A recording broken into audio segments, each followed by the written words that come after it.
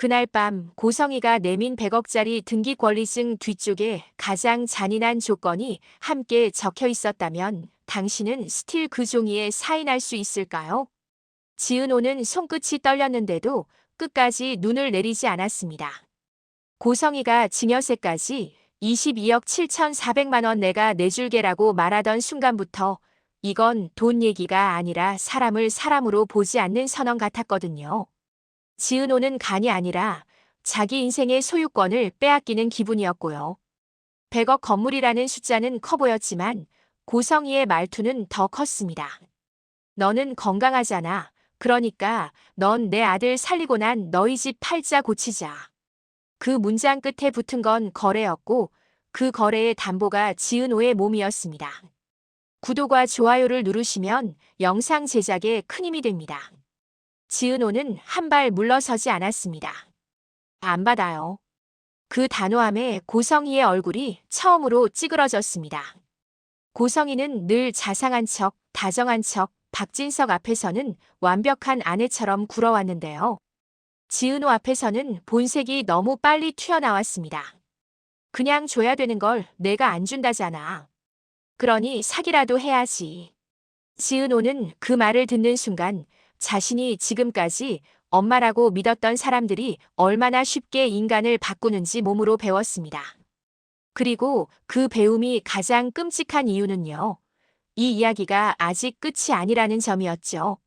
지은호가 거절한 건 돈이 아니라 고성이가 완성하려는 그림이었습니다. 고성이가 살리려는 아들 한우진. 지은호가 살리고 싶은 진짜 가족 정순이와 지강호. 이 둘이 한 프레임에 들어오는 순간부터 지은호는 선택을 강요받았습니다. 혈육인 오빠를 죽이려고 하면서 아무렇지 않게 화만 내잖아. 그거 사악함이야. 고성이는 뻔뻔하게도 지은호에게 죄책감을 씌웠습니다. 지은호는 웃지도 못했습니다. 그 단어들이 너무 익숙했거든요. 누군가를 살리기 위해 누군가가 망해야 한다는 논리. 고성이는 그 논리를 가족이란 단어로 포장하고 있었습니다. 그날 지은호는 이지혁에게 전화를 걸었습니다. 이지혁은 늘처럼 빠르게 상황을 정리했고 늘처럼 감정을 숨겼는데요. 다만 목소리에서 잠깐, 아주 잠깐 흔들림이 새어나왔습니다. 지은호, 변호사 사무실은 혼자 가지 마. 계약서라는 건 마음 약해지는 순간에 사람을 잡아먹거든. 지은호는 그 말이 고마우면서도 서러웠습니다. 이지혁은 선배고 지은호는 후배고 둘은 대학 선후배 사이인데요. 지은호는 오래전부터 이지혁을 짝사랑했고 고백했다가 거절당했죠. 그래서 더 싫었습니다. 고성의 일은 이지혁의 보호로 해결할 수 있는 일이 아니라고 스스로를 밀어붙였습니다. 선배는 충분히 좋은 선배예요. 근데 이건 내가 그 사람한테서 태어난 죄로 겪어야 할 일이래요. 지은호는 그렇게 선을 그어버렸습니다. 선을 긋는 말은 늘 깔끔하지만 마음은 깔끔해지지 않더라고요. 박성재는 그날 밤 지은호의 메시지를 보고 바로 달려왔습니다. 대표 박진석의 아들이자 본부장인 박성재는 돈과 권력이 가까운 사람인데도 지은호 앞에서는 이상하게 서툴렀습니다. 그 여자 또 너한테 손댔어. 박성재의 눈이 흔들렸고 지은호는 그 시선이 부담스러우면서도 누군가 자신 편에 서 있다는 사실이 숨통을 틔워줬습니다. 하지만 지은호는 박성재의 감정을 모르는 척할 수 없었습니다. 박성재가 지은호를 좋아한다는 걸요. 성재 씨, 나 괜찮아요. 그 한마디가 가장 잔인한 거리두기였는데 지은호도 알았습니다. 그런데도 할 수밖에 없었습니다. 지금 지은호에게 필요한 건 연애가 아니라 생존이었으니까요. 다음 날 아침 고성이는 다른 길을 택했습니다. 지은호를 설득하는 게 아니라 우진을 움직이기로요. 우진은 엄마 고성이에게 처음으로 칼을 들이밀었습니다. 수술 끝나고도 나랑 유라도 만나게 할 생각이 없네요. 간이식만 시키고.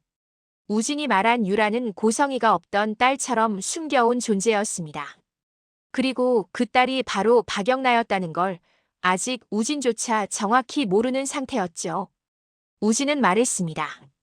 아버지한테 제가 말할 거예요. 쌍둥이 동생한테 간 이식 받았다고. 그 말에 고성희의 얼굴이 새하얘졌습니다. 박진석이 진실을 알면 고성희는 끝이라는 걸 고성의 자신이 제일 잘 알고 있었거든요. 여기서부터 판이 커집니다. 박영란은 이미 고성희의 차에 위치 추적을 붙여놨습니다. 차분하고 우아한 박영란은 겉으로는 언제나 조용했지만 속은 오래전에 결심했죠. 엄마의 진짜 얼굴을 내가 직접 확인한다.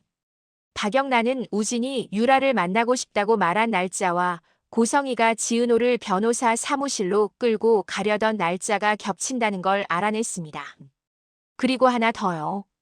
고성희가 100억 건물을 꺼낸 날 어떤 부동산 법무사가 이미 등기 이전 서류를 준비하고 있었다는 흔적까지 잡았고요. 이건 충동이 아니라 계획이었습니다.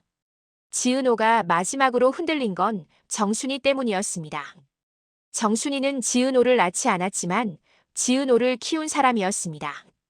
지은호가 가장 좋아하는 단어가 엄마였다면 그 엄마는 정순이었죠. 그런데 고성희는 그걸 알고 있었습니다. 엄마한테 물어봐. 100억 안 받아도 되냐고. 고성희가 던진 그 말은 돈이 아니라 정순이를 향한 협박이었습니다. 지은호는 분노가 치밀면서도 이상하게 죄책감이 올라왔습니다. 내 선택 때문에 엄마가 힘들어지면 어떡하지? 그 순간 지은호는 깨달았죠. 고성희가 원하는 건 간도 아니고 돈도 아니었습니다. 지은호가 제 발로 무너져 내리도록 만드는 것. 그게 고성희가 가장 잘하는 게임이었습니다.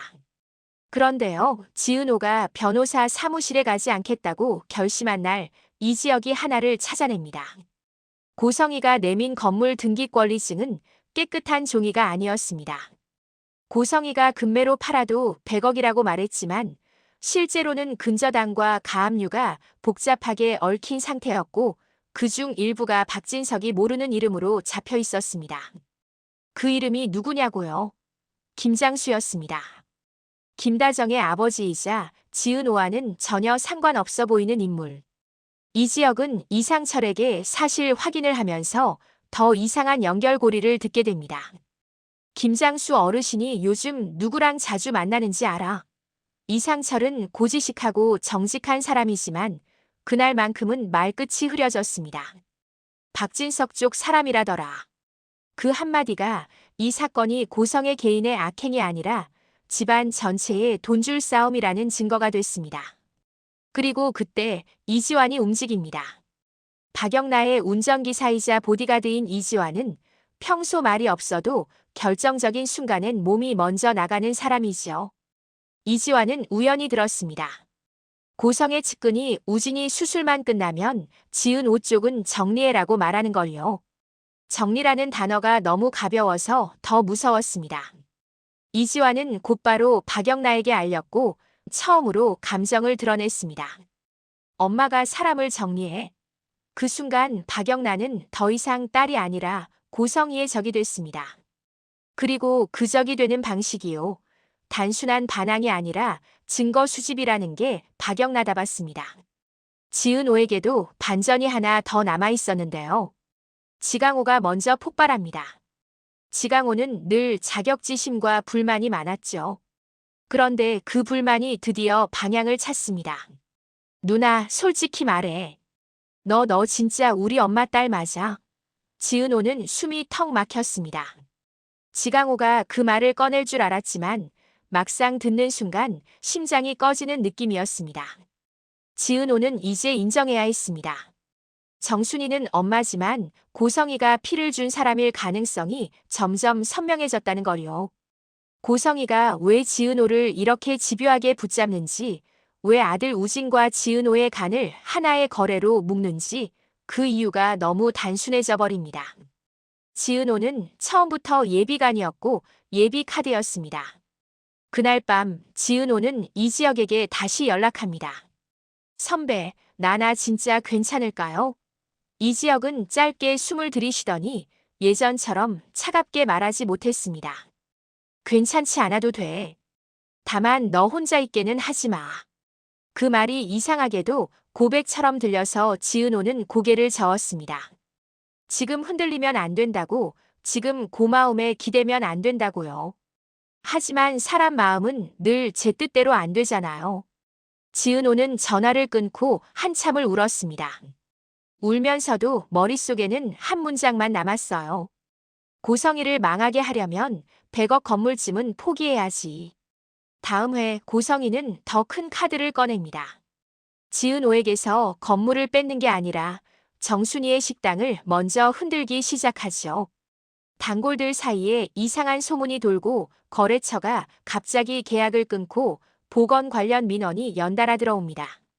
정순이는 이유도 못 알고 휘청이고 지은호는 그 모습을 보며 무너집니다. 내가 버티면 엄마가 다친다. 고성이는 정확히 그 지점을 찌릅니다. 하지만 이지혁과 박영나 그리고 박성재가 한 줄로 모이면서 상황이 바뀝니다. 박성재는 박진석의 아들이라는 위치를 처음으로 제대로 씁니다. 회사 내부 결제 라인에서 고성이가 어떤 돈을 빼돌렸는지 추적할 수 있는 권한을 만들고 박영나는 고성이의 위치 추적 기록을 시간대별로 정리해 지은호를 낚기 위해서 클라이언트인 척 접근했던 동선을 입증합니다. 이지혁은 마지막으로 법무사 쪽을 파고듭니다. 그리고 마침내 변호사 사무실 문 앞에서 고성이를 멈춰 세울 무언가를 손에 줍니다. 구독과 좋아요를 누르시면 영상 제작에 큰 힘이 됩니다. 그 무언가가 뭐냐고요? 고성이가 지은호에게 내민 증여 계약서의 수혜자 이름이 지은호가 아니라 지은호의 법적 보호자 고성이로 되어 있었다는 사실입니다. 간을 주든 안 주든 지은호의 선택권 자체를 고성이가 가져가려는 문장이었죠. 그러니까 100억은 선물이 아니라 족쇄였고 우진의 수술은 치료가 아니라 고성이의 왕관을 완성하는 의식이었습니다. 마지막 장면에서 우진은 지은호에게 직접 연락합니다. 나 너무 깜짝 등장했지. 너한테 부탁할 게 있어서.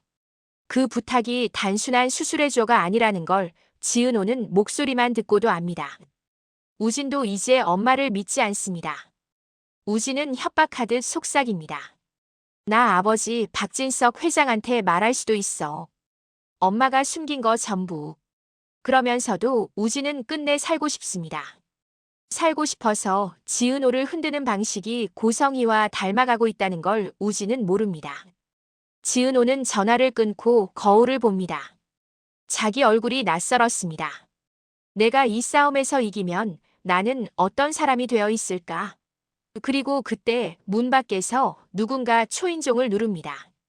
지은호가 문을 열자 서 있는 사람은 박진석이었습니다. 박진석은 한마디만 합니다. 지은호 씨, 우리 집에서 무슨 일이 벌어지고 있는지 당신이 제일 잘 알죠? 이제 질문은 바뀝니다. 지은호가 간을 줄지 말지가 아니라요. 지은호가 진실을 누구에게 먼저 던질지. 그 한 번의 선택으로 고성이의 가짜 천사가 무너질지 지은호의 삶이 먼저 무너질지가 갈리게 됩니다. 그리고 이지혁, 박성재, 박영나, 이지환, 정순이, 지강호까지 모두가 지은호의 선택으로 함께 흔들릴 준비가 되어 있었습니다. 구독과 좋아요를 누르시면 영상 제작에 큰 힘이 됩니다.